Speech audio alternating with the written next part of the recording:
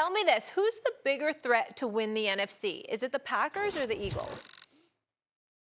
I'm going Eagles, Molly, and it's hard because this thing is really like I think the four teams at the top of the NFC is obviously San Francisco, Detroit, Green Bay, and Philly.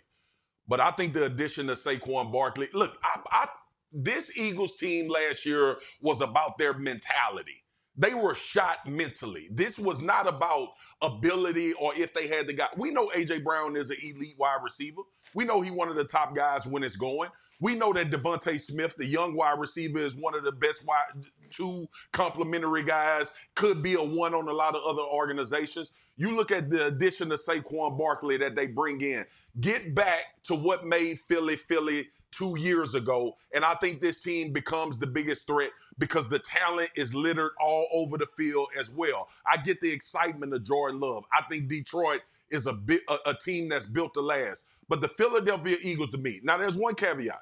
Jason Kelce will be sitting on Monday Night Countdown with me, which I think is huge. Obviously, we know he's a future Hall of Famer center. That's a big time thing you got to replace.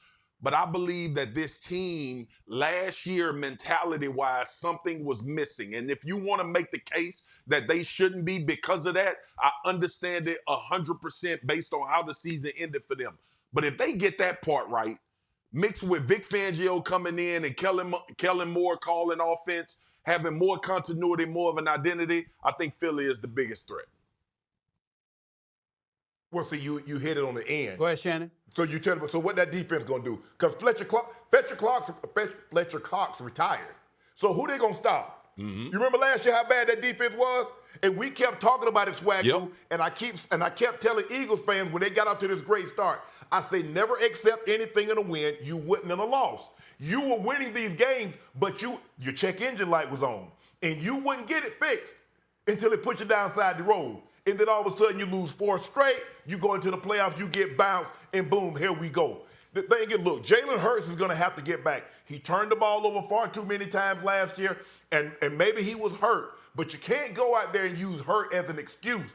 Either sit down or you have to play better. You know how this thing goes, Swagu. We both played for an extended period of time. And if you hurt and you go out there on the field, all they saw was 84 and 96 on your back, and they expected you to make plays as if you were 100% healthy. And so that is my concern. I love the skill position players. The offensive line is still going to be solid. You do lose a key cog in the middle of that offense with Kelce moving on. But they still got Mailata, you got Landon Dixon, you got Lane Johnson. So you got pieces, and you brought in Saquon. But my question is defensively, because where was Fangio last year? Was he in Miami? Where was he at last year? Yep. Yes, he was. Miami. How they look defensively? How did they look defensively, Swagu? Not Shannon, great. don't do that.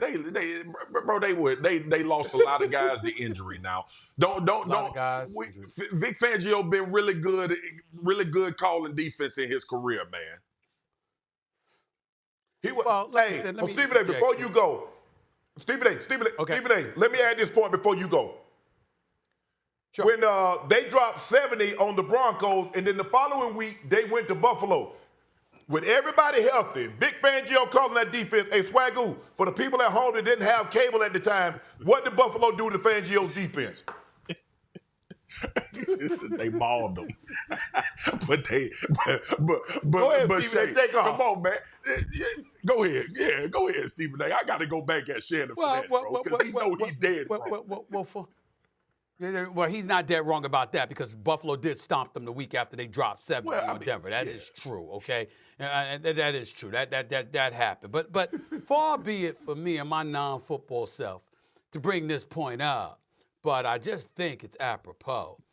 There is such a thing, correct me if I'm wrong, of a potent offense making up to some degree for a porous defense.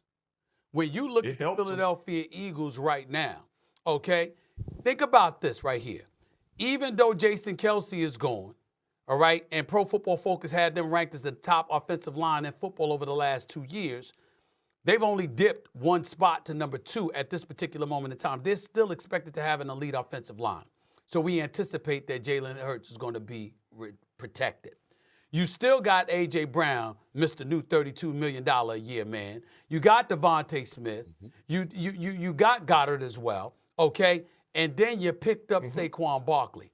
And so you got a safety net to dip the ball to when you in trouble as opposed to needing to play hero ball. You're going to move the chains. You're going to sit up there, chalk up yardage, if not points. Oh, by the way, they acquired an offensive coordinator who was formerly in Los Angeles with the Chargers, who was in where the year before that? Dallas, okay? That division, who had one of the top 2 most potent offenses in all of football. What was his problem? They tried to act like, oh, damn, he's scoring too much. He's not giving the defense a reprieve. When we found out what the real issue was that Mike McCarthy wanted to call the damn plays himself because he's thinking about his own job security and making sure that he buffers his stature and his cachet to make sure he's gainfully employed for years to come. And by the way, for the audience that wants to look at me and think that I'm being a cynic about Mike McCarthy, I'm not hating on him by any stretch of the imagination. But it is notable to point out he did lie to get the job. He joked about saying whatever he thought Jerry Jones wanted to hear to get the head coaching job in Dallas to begin with. So who's to say that should be beyond him to say what the hell needs to be said so he could get offensive play calling responsibilities away from a dude that was in line to be his successor in the event that he messed up and didn't win? Okay, so all of a sudden, Kellen Moore's up out of there. And he there calling plays and doing the same damn thing he was complaining about Kellen Moore doing when Kellen Moore was running the offense, which was throwing the damn football too much. That's exactly what Mike McCarthy doing. That's why Swagu got that smile on his face, because he know I'm telling the truth. He can't help himself. So now we got... He cannot help himself. And so now we got this. We got Kellen Moore. We got Saquon Barkley added to a talented squad. And oh, by the way, we know Sirianni no longer has the excuse of losing both coordinators and really not being prepared for a season. He got that going on. I'm saying the combination of all of that, along with the fact that we're just a season ago removed from the Philadelphia Eagles nearly winning the Super Bowl championship.